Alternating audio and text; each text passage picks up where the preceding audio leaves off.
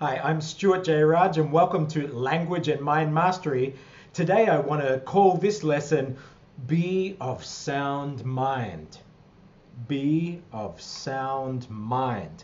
That means that everything that you do, every sound that you make, let it be something that you're consciously thinking of.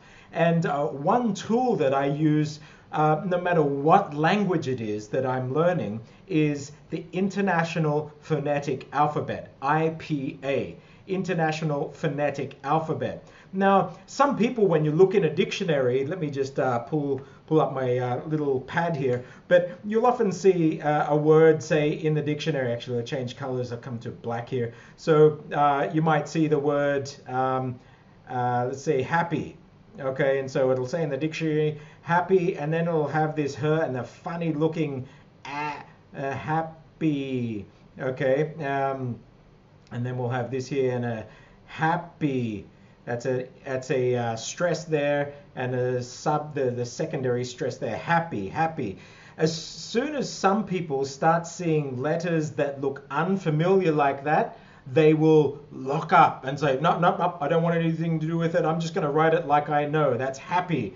And then we'll get words like in Thai we have this word farang, and people will write it like that. It's actually it's pronounced farang. But in English, I say can't, you say can't. And then people, when they see this word farang, if an American saw it, they might think, oh, A, and they write it, it becomes farang.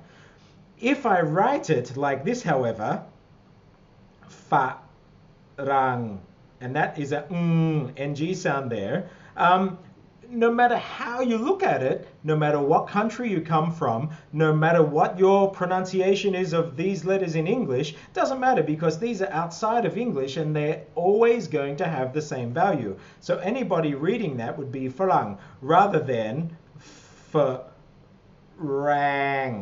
like some Americans might say this word. So the real pronunciation is that. So I highly recommend it, breaking out of just that fear of things that look maybe a little bit different. And let me just drag this in for you here.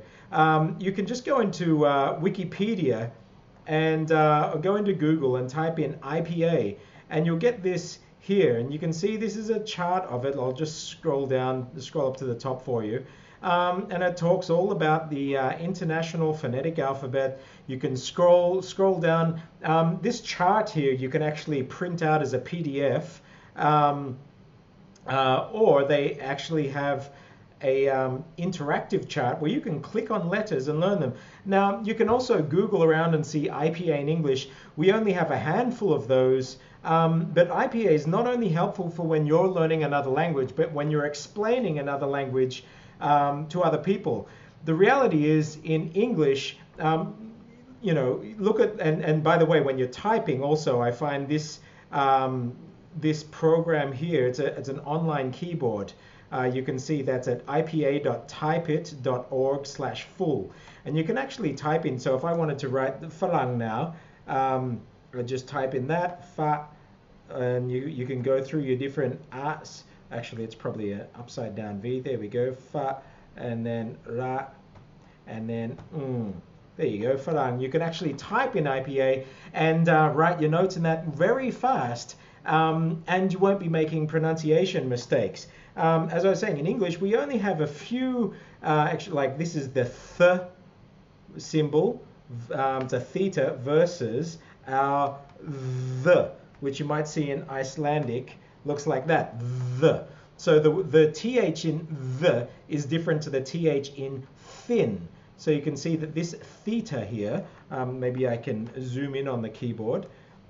This theta is the non-voiced version. This is the voice version. But just learning a couple of little things like that, IPA is a beautiful structured system that's going to really help you when it comes to getting over pronunciation mistakes in your language and getting rid of those language filters from English or whatever your mother tongue is. We'll touch later. Don't let the weird symbols scare you. I'll just touch on some simple IPA symbols in the future because I'll be using them, and it's going to be able to let you break out of your mother tongue and pronounce that new language that you're learning with a much more higher level of accuracy. So IPA, get into it, go and Google it now, check it out, and be ready for the next language and mind mastery episode. I'm Stuart J. Raj. I'll see you in the next episode.